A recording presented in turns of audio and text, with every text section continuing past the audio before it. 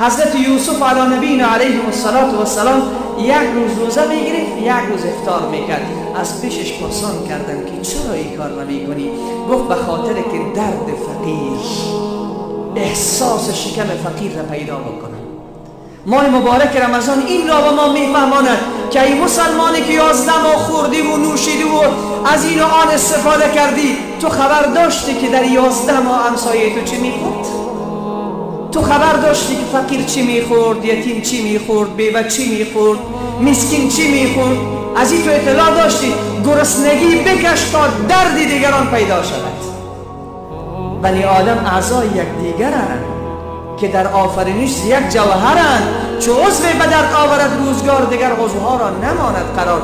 تو که از غم دیگران بیغمی، نشاید که نامت نهند آدمی. عزیز من، ماه مبارک